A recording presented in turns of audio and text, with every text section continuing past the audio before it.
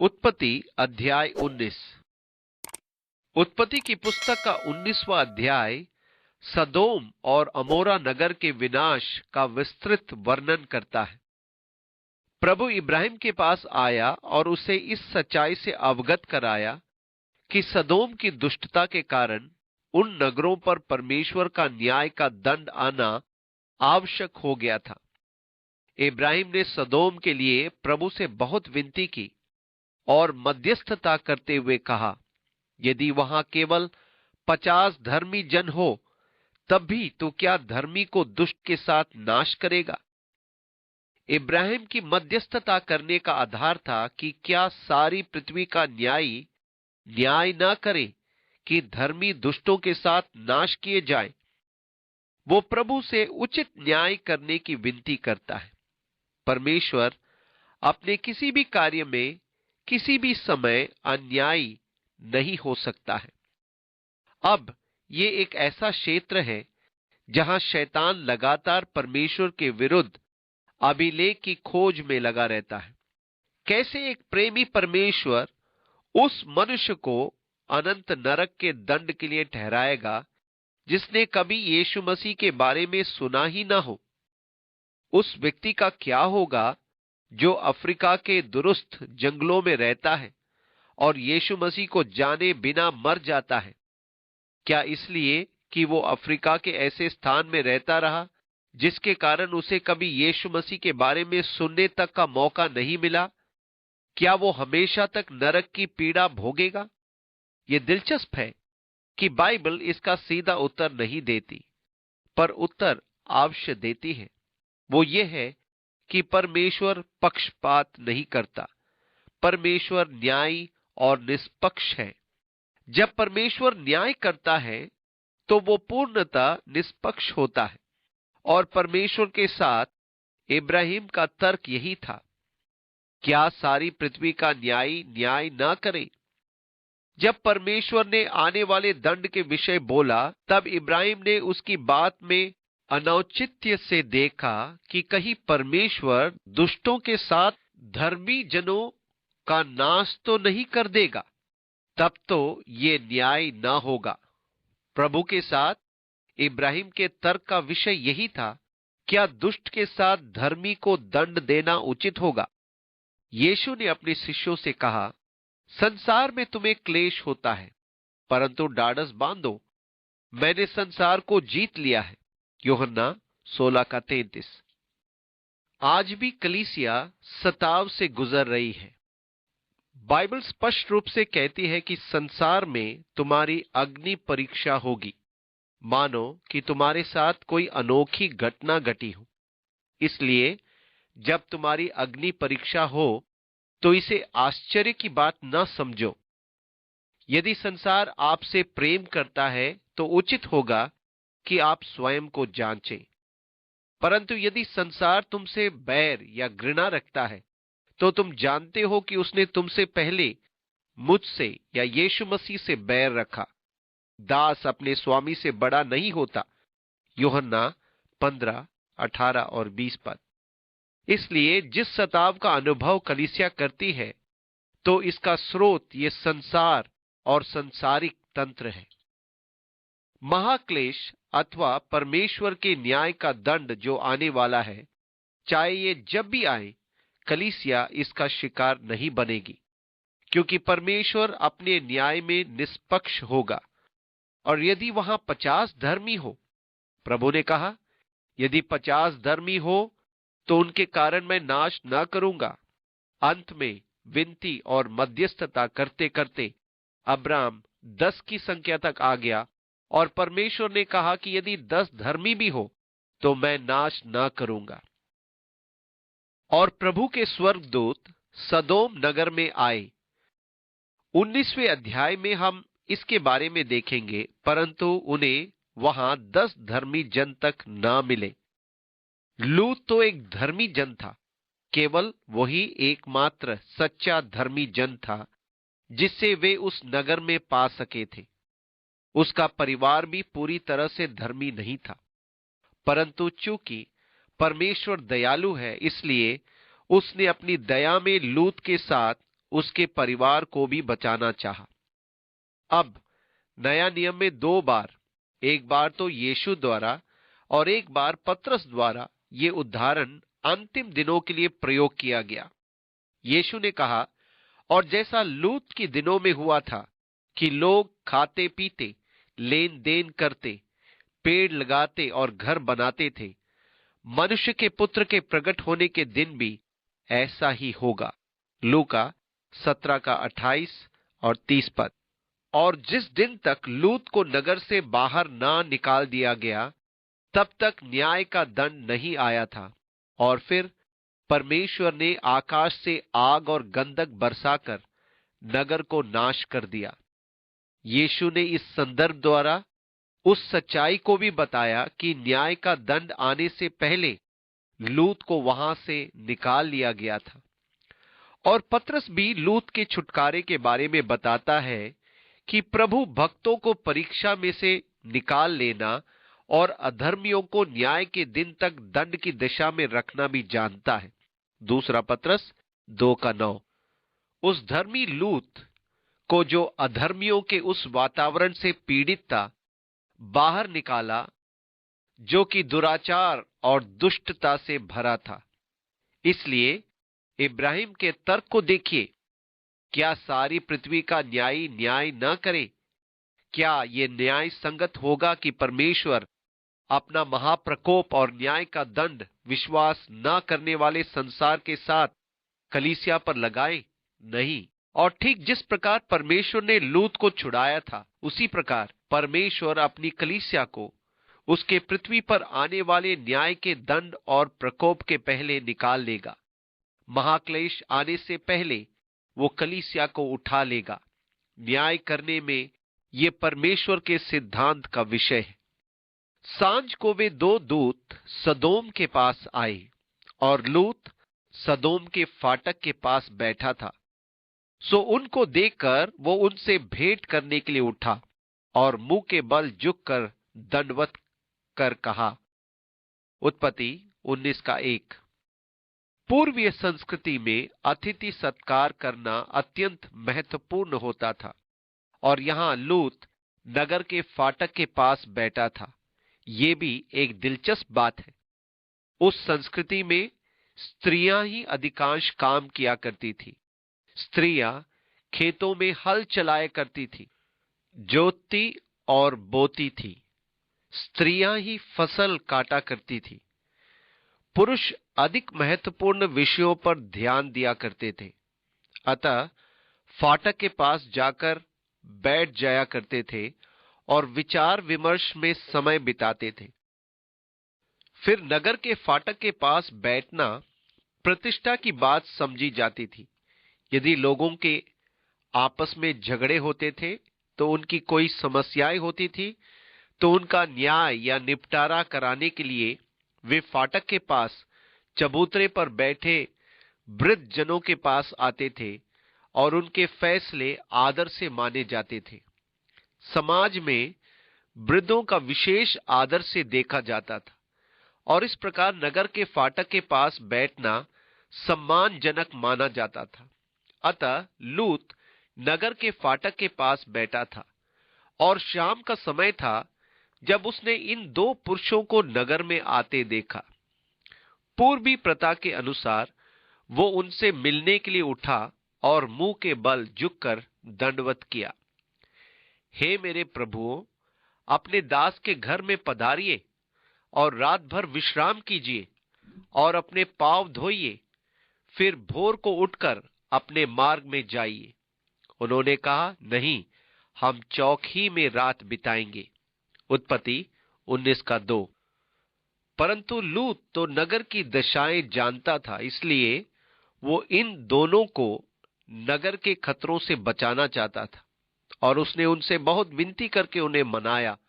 सो वे उसके साथ चलकर उसके घर में आए।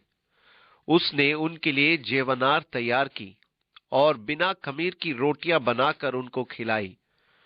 उनके सो जाने से पहले सदोम नगर के पुरुषों ने जवानों से लेकर बूढ़ों तक, वरन चारों ओर के सब लोगों ने आकर उस घर को घेर लिया और लूत को पुकार कर कहने लगे कि जो पुरुष आज रात को तेरे पास आए हैं वे कहां हैं?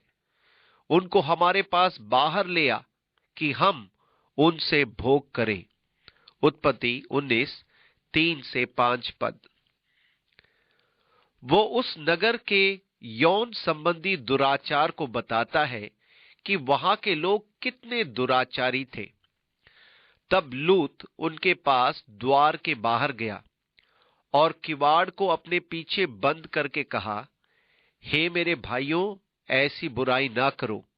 सुनो, मेरी 2 बेटियां हैं जिन्होंने अब तक पुरुष का मुंह नहीं देखा। इच्छा हो तो मैं उन्हें तुम्हारे पास बाहर ले आऊं और तुमको जैसा अच्छा लगे वैसा व्यवहार उनसे करो, पर इन पुरुषों से कुछ न करो, क्योंकि ये मेरी छत तले आए हैं। उत्पत्ति 19:6-8 पद। अब निश्चय ही पहली बात जो दिखाई देती है वो ये है कि उस विशेष सभ्यता में स्त्री को कितना नीचे स्तर पर रखा जाता था।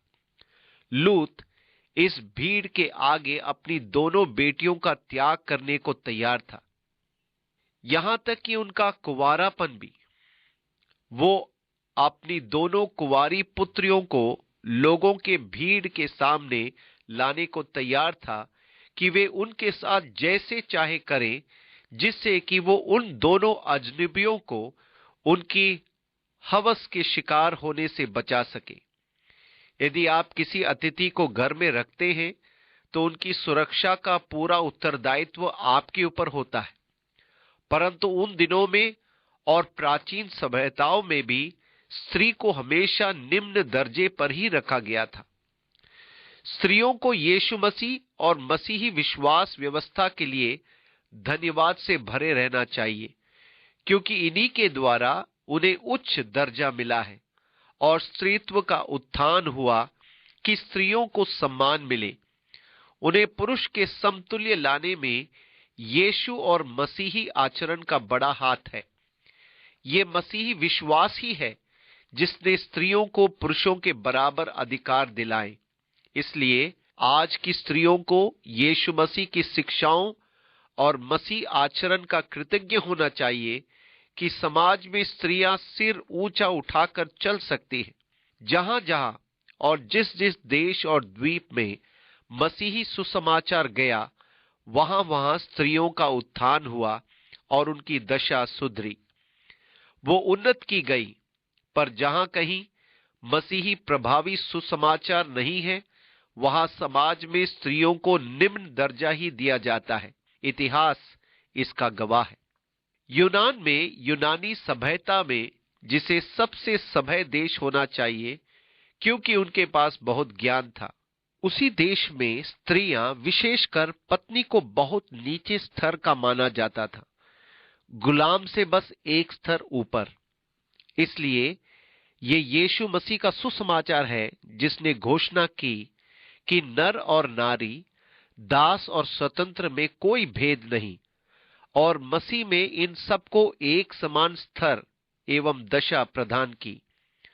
मसीह में ना तो यूनानी रहा, ना यहूदी, ना खतना रहित, ना जंगली, ना स्कूती, ना दास और ना स्वतंत्र, केवल मसीह सब कुछ और सब में है।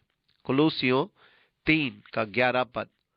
और मसीह में और मसीह के द्वारा सबको बराबर का दर्जा दिया गया। परंतु यहां लूत, और मैं तो यहां तक मानता हूं कि लूत वहां रहते हुए खुद भी नैतिकता में भ्रष्ट हो गया था, क्योंकि ऐसे भ्रष्टाचार में रहकर बच जाना संभव नहीं।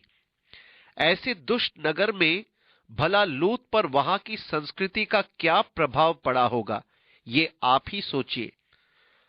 आज हम भी दुराचार स्वीकार करने, दुराचार से समझौता करने, दुर्गति को सच मानने के लिए लगातार दबाव में रहते हैं। यदि आप समलैंगिकों के विषय में एक शब्द भी कह दें तो दूसरे दिन जलूस निकलेगा और आप पर कोर्ट केस कर दिया जाएगा। अब परिस्थिति ये आ गई कि लोग इतने अधिक भयभीत हो गए हैं कि वे अपने विचारों को व्यक्त करना ही नहीं चाहते।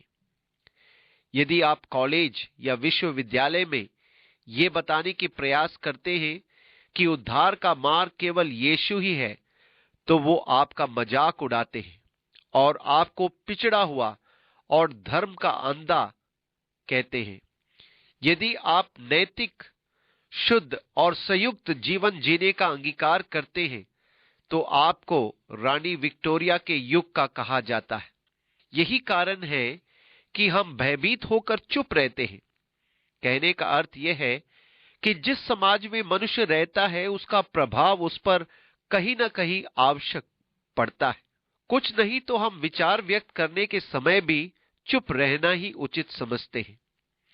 यहां लूत की नैतिकता का पतन देखिए कि वो अपनी कुंवारी पुत्रियों को दुष्कर्म के लिए उन पुरुषों को दे रहा था। उसके मन में ऐसा विचार आना सदोम में रहने का परिणाम था। ये उसके नैतिक पतन को दर्शाता है। ये उस मैदानी क्षेत्र में जाकर बसने की उसकी लालसा का परिणाम है। उसने वही अपना तंबू खड़ा करने की कामना की थी। संसार की ओर अपना तंबू खड़ा करने में खतरा ही होता है। ये रुचिकर है। क्या ही धन्य है वो पुरुष जो दुष्टों की युक्ति पर नहीं चलता और ना पापियों के मार्ग में खड़ा होता और ना ठट्टा करने वालों की मंडली में बैठता है। भजन संहिता 1 का 1। यहां एक क्रम है। सबसे पहले तो आप अधर्मी की सम्मति को सुन रहे हैं, उसके बाद आप उनके आसपास खड़े हो रहे हैं और फिर आप स्वयं भी उनकी संगति में पाते हैं। लूत सदोम की ओर गया। इसके कुछ समय बाद वो सदोम में रहने लगा। फिर उस नगर की चाल का प्रभाव उसके जीवन पर और उसके अपने नैतिक मूल्यों पर पड़ा कि वो इस स्तर पर आ गया कि अपने सामने अपनी पुत्रियों को कुकर्मियों को दे दे। परंतु सदोम के निवासियों की दिलचस्पी उसकी पुत्रियों में नहीं थी। वे तो उन मनुष्यों के साथ भोग करना चाहते थे जो उसके यहां आए थे। और इसलिए लूत ने कहा, हे मेरे भाइयों, ऐसी बुराई ना करो। वे मेरे छत के नीचे आए हैं, उनकी सुरक्षा करना मेरा फर्ज है। उन्होंने कहा, हट जा। फिर वो कहने लगे, तू एक परदेशी होकर रहने के लिए आया, पर अब न्यायी भी बन बैठा है। सो अब हम उनसे भी अधिक तेरे साथ बुराई करेंगे। और वे उस पुरुष लूत को बहुत दबाने लगे और किवाड़ तोड़ने के लिए निकट आए। तब उन पाहुनों स्वर्गदूतों ने हाथ बढ़ाकर लूत को अपने पास घर में खींच लिया और किवाड़ को बंद कर दिया। और उन्होंने या स्वर्गदूतों ने, क्या छोटे क्या बड़े, सब पुरुष को जो घर के द्वार पर थे अंधा कर दिया। सो वे द्वार को टटोलते टटोलते थक गए। फिर उन पाहुनों ने जो स्वर्गदूत थे लूत से पूछा, यहां तेरा और कौन कौन है? दामाद, बेटे बेटियां, वो नगर में तेरा जो कोई हो, उन सबों को लेकर इस स्थान से निकल जा, क्योंकि हम ये स्थान नाश करने पर है, इसलिए कि इसकी चिल्लाहट यहोवा के सन्मुख बढ़ गई है और यहोवा परमेश्वर ने हमें इसका सत्यानाश करने के लिए भेजा है। तब लूत ने निकलकर अपने दामादों को, जिनके साथ उसकी बेटियां की सगाई हो गई थी, समझा के कहा, उठो, इस स्थान से निकल चलो, क्योंकि यहोवा इस नगर को नाश किया चाहता है। पर वो अपने दामादों की दृष्टि में ठट्टा करने हारा जान पड़ा। उत्पत्ति 19:9 से 14 पद। धर्मी लूत सदोम के अधर्मियों के अशुद्ध चाल चलन से बहुत दुखी था। ये लूत के प्रति बाइबल की साक्षी है। दूसरा पत्रस 2 के 7 में दी गई है।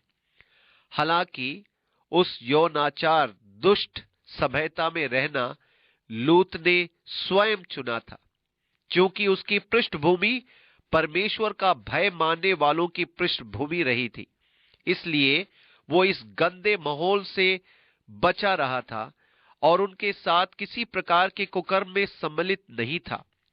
ये इब्राहिम की शिक्षा और विश्वास में पालन पोषण किए जाने का परिणाम था कि बाइबल में उसे धर्मी लूत कहा गया।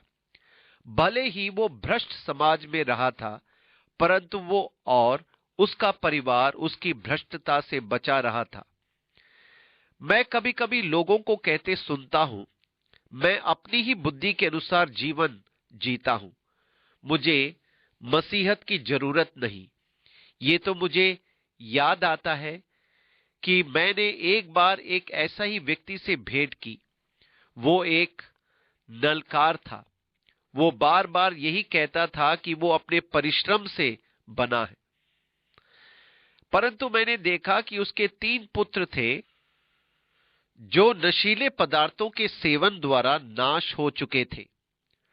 वो भी पीता था। वो साज में अपनी शराब के सहारे से कहां खड़ा होता। उसके पुत्रों की भी यही स्थिति थी। कई बार मनुष्य कहता है, मैं तो कर सकता हूं, मैं स्थिर बना रह सकता हूं, मैं मजबूत, बलवंत, इच्छा शक्ति वाला हूं। परंतु जब तक आप अपने स्वयं के घर में एक मजबूत उदाहरण, एक आत्मिक उदाहरण नहीं बनते, आपके बच्चे समाज के प्रभावों से बच नहीं पाते हैं और आप उन्हें इस भ्रष्ट संसार के बलि चढ़ा देते हैं। आपके अपने सिद्धांत हो सकते हैं, आपके पास खड़े रहने का आधार है, परंतु आपके बच्चों को इन सिद्धांतों से अधिक कुछ चाहिए। उन्हें अपने जीवन में पवित्र आत्मा का सामर्थ्य चाहिए। उनके निमित्त आपको परमेश्वर से अपने संबंध ठीक बनाने होंगे और एक दृढ़ आत्मिक उदाहरण बनाना होगा, अन्यथा बच नहीं सकते। लूत धर्मी बना रहने में सफल रहा था, पर उसके बच्चे, उसके होने वाले दामाद, वे उसका मजाक उड़ा रहे थे। लूत ने कहा, उठो, इस नगर से निकल चलो, ये नगर नाश होने वाला है, परमेश्वर इस नगर को नाश करने वाला है। पर उन्होंने उसका ठट्ठा किया। इस प्रकार उसने अपने परिवार के कई सदस्यों को सदोम के नैतिक पतन में खो दिया। जब पौ फटने लगी, तब दूतों ने लूत से फुर्ती कराई और कहा कि उठ, अपनी पत्नी और दोनों बेटियों को जो यहां है ले जा, नहीं तो तू भी इस नगर के अधर्म में भस्म हो जाएगा। उत्पत्ति 19:15। इस प्रकार दोनों स्वर्गदूत लूत से जल्दी निकलने के लिए कह रहे थे, यहां से शीघ्र निकल जा, पर वो विलंब करता रहा। उत्पत्ति 19:16। उस स्थान को छोड़ने की अनिच्छा, यहां तक कि लूत भी उस स्थान को छोड़ने की इच्छुक नहीं था, इसलिए वो विलंब कर रहा था। इस पर उन पुरुषों या स्वर्गदूतों ने उसका और उसकी पत्नी और दोनों बेटियों के हाथ पकड़ लिए, क्योंकि यहोवा की दया उस पर थी, और उनको निकालकर नगर के बाहर कर दिया। और ऐसा हुआ कि जब उन्होंने उनको बाहर निकाला, तब कहा, अपना प्राण लेकर भाग जा, पीछे की ओर ना ताकना और तराई भर में ना ठहरना, उस पहाड़ पर भाग जाना, नहीं तो तू भी भस्म हो जाएगा। उत्पत्ति 19:16 और 17 पद। शब्द पीछे की ओर ना ताकना का अनुवाद यह भी हो सकता है, पीछे ना रह जाना अथवा पीछे मत लौटना, मैदान में कहीं भी ना ठहरना। लूत ने उनसे कहा, हे प्रभु, ऐसा ना कर। उत्पत्ति 19:18। प्रार्थना करने वालों का सटीक उदाहरण, तेरी इच्छा नहीं, मेरी इच्छा पूरी हो। हम अपनी भाषा या बोली में भी कितने असंगत या परस्पर विरोधी होते हैं। हे प्रभु, ऐसा ना कर। 1 मिनट रुकिए। प्रभु एक पदवी है, और यहां तक कि वो कहता है कि तेरा दास, वो स्वयं को एक दास कहता है, परंतु स्वामी से विवाद कर रहा है। आप अपने स्वामी से विवाद नहीं करते। यदि वो आपका प्रभु है, तब आप वही करते हैं जो वो कहता है। यदि आप वही कर रहे हैं जिसे उसने करने के लिए कहा था, तब तो वो आपका प्रभु है। यदि आप वो नहीं कर रहे हैं जिसे उसने करने के लिए कहा था, तब वो आपका प्रभु नहीं है। और इसमें कोई अंतर नहीं पड़ता कि कितनी बार आप हे प्रभु, हे मेरे प्रभु आदि कुछ कहते हैं।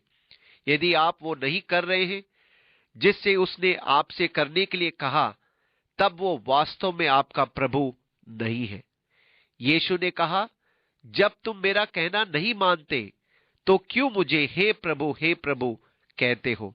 लूका 6:46।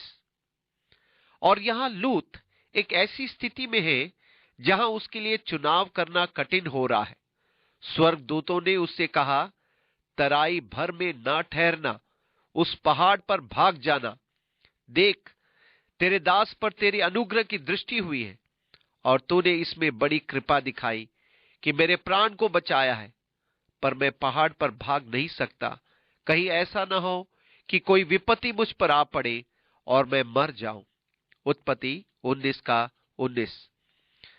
अब उसने ये तो जान लिया था कि नगर के नाश किए जाने के पूर्व प्रभु ने उसे छुड़ा लिया था, परंतु वो उस पर्वत पर प्रभु के द्वारा सुरक्षित रखे जाने पर विश्वास न कर सका था। और इसलिए वो कहता है, देख, वो नगर सोआर ऐसा निकट है कि मैं वहां भाग सकता हूं और वो छोटा भी है और मेरा प्राण बच जाएगा। उत्पत्ति 19:20। वहां उस समतल भूमि के 5 नगरों में सोआर सबसे छोटा था। वास्तव में तो सोआर का अर्थ ही छोटा है। मुझे वहां उस छोटे नगर सोआर में जाकर टिकने दे। इस पर स्वर्गदूतों ने उसकी ये विनती भी स्वीकार कर ली कि वो एक छोटे नगर सोआर को भाग जाए। उसने या स्वर्गदूत ने उससे कहा, देख, मैंने इस विषय में भी तेरी विनती अंगीकार की है कि जिस नगर की चर्चा तूने की है उसको मैं नष्ट ना करूंगा। फुर्ती से वहां भाग जा, क्योंकि जब तक तू वहां ना पहुंचे तब तक मैं कुछ न कर सकूंगा। उत्पत्ति 19:21 और 22 पद। न्याय का दंड निकट था, पर इस भारी दंड को तब तक रोके रखा गया जब तक कि लूत किसी सुरक्षित स्थान में न पहुंच जाए। इसी प्रकार से परमेश्वर के न्याय का एक निकट दंड जो पृथ्वी पर आने वाला है, ये तब तक नहीं आ सकता जब तक कि कलीसिया को खतरे से बाहर या सुरक्षित न कर दिया जाए। जल्दी करें, दंड तो आएगा। इस कारण उस नगर का नाम सोआर पड़ा। उत्पत्ति 19:22। सोआर का अर्थ है एक छोटा नगर। लूत के सोआर के निकट पहुंचते ही सूर्य पृथ्वी पर उदय हुआ। तब यहोवा ने अपनी ओर से सदोम और अमोरा पर आकाश से गंधक और आग बरसाई और उन नगरों को और उस संपूर्ण तराई को और नगरों के सब निवासियों को भूमि की सारी उपज समेत नष्ट कर दिया। उत्पत्ति 19:23-25 पद। ये विनाश ज्वालामुखी का विस्फोट हो सकता था। ये एक बड़ी संभावना है, क्योंकि वहां उन क्षेत्रों में ज्वालामुखी फूटने के प्रमाण मिले हैं। इसके बहुत प्रमाण हैं। निश्चय ही उन क्षेत्रों में असाधारण नमक का भंडार थे। मृतक सागर के पश्चिमी सिरे के दक्षिण में एक नमक का पहाड़ है जो कोई 700 फुट ऊंचा है और 5 मील लंबा है। नमक का पहाड़ वो नमक नहीं जिसका उपयोग आप भोजन में करते हैं, पर यह पोटेशियम नाइट्रेट या सोडियम नाइट्रेट जैसे नमक है। ये परतों के घिरे जमने से नहीं, परंतु किसी ज्वालामुखी के फटने के कारण जमा हुआ होगा। अब ये पोटेशियम नाइट्रेट एक विशेष प्रकार का नमक है। उसके साथ पोटेशियम परमैंगनेट मिश्रित है। अब आप इस मिश्रण पर थोड़ा सा ग्लिसरीन डाल दें और आप देखेंगे कि उसमें आग निकल पड़ेगी। आग के गोले छिटकने लगेंगे। अक्सर आपने जादूगरों को एक प्रकार के नमक के मिश्रण पर ग्लिसरीन डालकर आग जलाने का करतब दिखाते देखा होगा, पर यहां तो इतना विशाल मिश्रण मौजूद था, इसी कारण इस क्षेत्र में डामर का भंडार व्याप्त था। जोसेफस इतिहासकार इस क्षेत्र के मृतक सागर कहने के बदले डामर या तारकोल का समुद्र कहता है, क्योंकि यहां डामर बहुत मात्रा में है। इसलिए बस केवल इतनी आवश्यकता थी कि आसमान से बिजली गिरे और भयंकर विस्फोट हो जाए। इस प्रकार संपूर्ण घाटी एक भट्टी, एक कड़ा में बदल गई थी और परमेश्वर के न्याय का दंड इन नगरों पर आ पड़ा और ये पूर्णतः नाश हो गए। लूत की पत्नी ने, जो उसके पीछे थी, दृष्टि फेर के पीछे की ओर देखा। उत्पत्ति 19:26। अब ध्यान दीजिए, वो उसके पीछे थी। उसका मन अभी भी अपने घर, अपनी धन संपत्ति इत्यादि पर लगा हो सकता है। पीछे की ओर देखा का अनुवाद पीछे लौटना भी हो सकता है। वो सदोम की ओर वापस मुड़ी कि नमक गंधक के मिश्रण की उठती भयंकर ज्वालाओं लपटों की लपेट में आ गई। ये एक संभावना हो सकती है। उबलने ज्वलनशील नमक ने उसे ढांप लिया। कैसा भयंकर नजारा रहा होगा, और वो नमक का खंबा बन गई। उत्पत्ति 19:26। अब उस क्षेत्र विशेष में तो बहुत सारे नमक के खंबे हैं और समय समय पर लोग उनमें से किसी विशेष नमक के खंबे को लूत की पत्नी का बताते हैं। आज भी वहां कुछ खंबे हैं और आपको दिखाने वाले गाइड किसी एक खंबे को लूत की पत्नी का खंबा बताएंगे। मृतक समुद्र क्षेत्र के दक्षिणी भाग में बहुत से नमक के खंबे हैं। अब मृतक सागर का अति दक्षिणी भाग, दक्षिण में 10 मील दूर का क्षेत्र, केवल 10 से 20 फुट के लगभग गहरा है। सच्चाई में तो ये उससे भी कम गहरा है, पर यह अत्यधिक उतला या सतही इलाका है। और बाइबल के बहुत से विद्वान विश्वास करते हैं कि सदोम नगर वास्तव में मृतक सागर के दक्षिणी सिरे पर बसा था। मृतक सागर का उत्तरी सिरा 30 मील लंबा और 10 मील चौड़ा है और इसकी गहराई 1400 फुट है। परंतु यर्दन नदी द्वारा बहुत वर्षों से मृतक सागर में रेत लाते रहने से ये रेत नीचे के हिस्से में जमा होती रही और समुद्र के तल को ऊंचा उठाती गई, जिसके कारण मृत सागर दक्षिणी सिरे की ओर फैल गया, जो 10 वर्ग मील का क्षेत्र है, और उस मैदानी इलाके को ढांप लिया।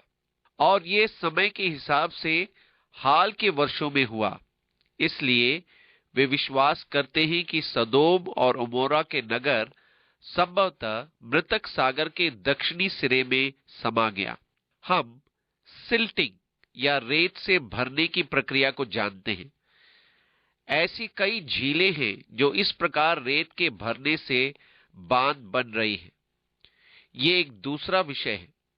हम आपको ये बताना चाहते हैं कि यर्दन नदी के पानी में बहुत मिट्टी होती है, जिस प्रकार हमारे यहाँ की यमुना नदी और अन्य कई नदियां जो कम वर्षों में ही उफन पड़ती हैं।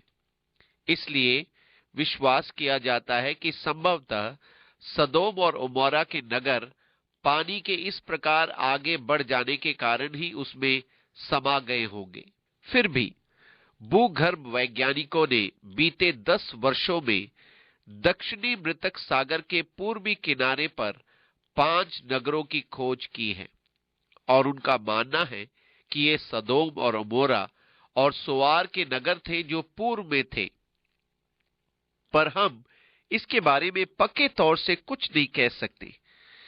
ज्वालामुखी फूटने के प्रमाण के अलावा पवित्र शास्त्रीय विवरणों को इन प्रमाणों से कुछ नहीं लेना देना, परंतु हां, इस महाविनाश के प्रमाण है कि परमेश्वर ने इस क्षेत्र पर आग और गंधक बरसाई थी।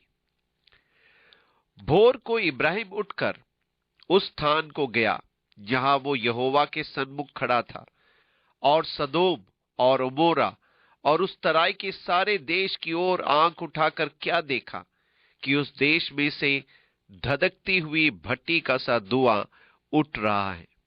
उत्पत्ति 19:27 और 28 पद। इस समय इब्राहिम हेब्रोन में रह रहा था, जो कि मृतक सागर के पास ही था, और हेब्रोन के नीचे की ओर देखने पर ये कोई 10 या 15 मील दूर रहे होंगे। वहां से उसने उन क्षेत्रों से भट्टी का सा धुआं उठते देखा। और ऐसा हुआ कि जब परमेश्वर ने उस तराई के नगरों को, जिनमें लूत रहता था, उलट पुलट कर नष्ट किया, तब उसने इब्राहिम को याद करके लूत को उस घटना से बचा लिया। उत्पत्ति 19:29। इसका अर्थ यह कि परमेश्वर ने अपने से अधिक इब्राहिम के कारण से बचाया था।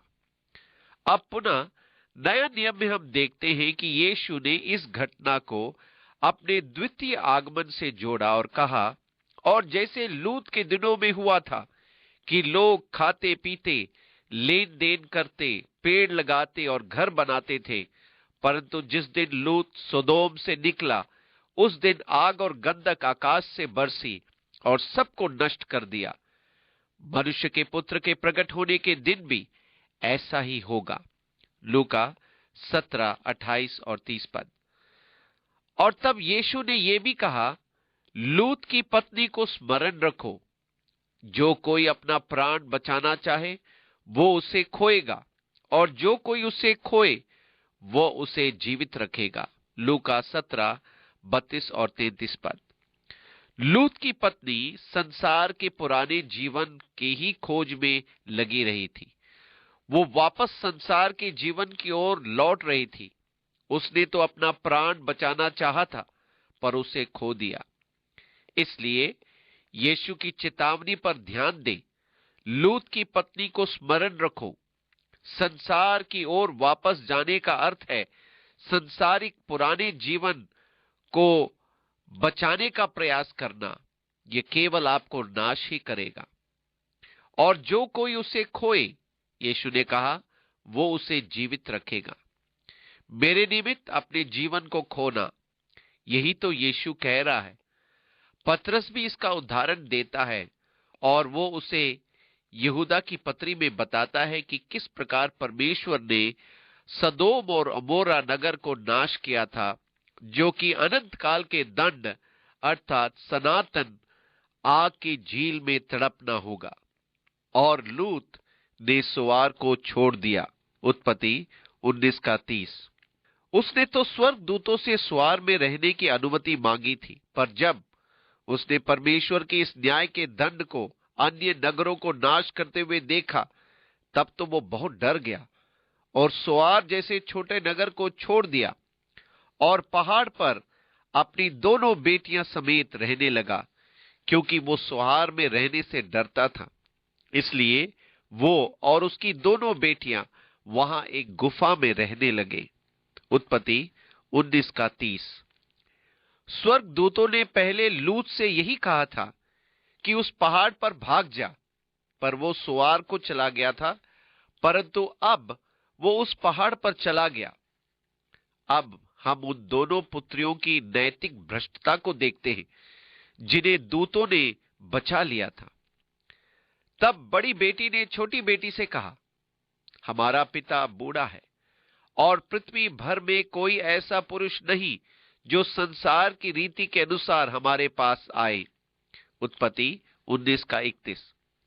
उन दोनों ने सोचा था कि सब तो नाश किया जा चुका है और हमारे योग्य वर मिलना कठिन है, अर्थात हमारा विवाह तो हो ही नहीं सकता। इसलिए हम अपने पिता को दाख मधु पिलाकर उसके साथ सोए, जिससे कि हम अपने पिता के वंश को बचाए रखें। सो उन्होंने उसी दिन रात के समय अपने पिता को दाख मधु पिलाया। तब बड़ी बेटी जाकर अपने पिता के पास लेट गई, पर उसने न जाना कि वो कब लेटी और कब उठ गई। और ऐसा हुआ कि दूसरे दिन बड़ी ने छोटी से कहा, देख, कल रात को मैं अपने पिता के साथ सोई, सो आज भी रात को हम उसको दाक मधु पिलाएं। तब तू जाकर उसके साथ सोना, कि हम अपने पिता के द्वारा वंश उत्पन्न करें। सो उन्होंने उस दिन भी रात के समय अपने पिता को दाक मधु पिलाया। और छोटी बेटी जाकर उसके पास लेट गई, पर उसको उसके सोने और उठने का समय का ज्ञान न था। इस प्रकार से लूत की दोनों बेटियां अपने पिता से गर्भवती हुई। बड़ी एक पुत्र जनी और उसका नाम मोआब रखा। वो मोआब नामक जाति का जो आज तक है मूल पिता हुआ। और छोटी भी एक पुत्र जनी और उसका नाम बे नमी रखा। वो अमोन वंशियों का जो आज तक है मूल पिता हुआ। उत्पत्ति 19:32 से 38 पद। और इस प्रकार लूत की दो पुत्रियों से, अर्थात लूत के साथ उनके संबंध से दो जातियां निकली, जिनके बारे में लूत अनजान था। ये जातियां अमोन वंशी और मोआब वंशी हैं, परंतु ये उनकी नैतिक भ्रष्टता को दिखाता है, जिसका प्रभाव लूत के परिवार पर था। और हम इसके प्रभाव को तब से आज तक इन जातियों में देखते हैं। इन समाजों में रहने का अर्थ कि आप अनैतिकता से शायद ही शुद्ध निकल पाए। अब हम लूत को यही छोड़ते हैं, यहां से आगे उसका वर्णन नहीं है। हम देखते हैं कि वो दो जातियों मोआब और अमोन का जनक है। ये भी दिलचस्प बात है कि मोआब मृत सागर के पूरब में ऊंचाई के क्षेत्र में बसा देश है। ये मोआबियों का क्षेत्र है। अमोनी उत्तर की ओर चले गए और पर्वत श्रृंखला के उत्तर में जा बसे। वे बाद में एक महत्वपूर्ण जाति बन गए और रूत मोआबिन उन्हीं में से आई थी, या फिर वो मोआब देश की एक लड़की थी। बाद में यीशु के जन्म की वंशावली में उसका नाम आता है। इस प्रकार से वे लूत की दो पुत्रियों के वंशज थे।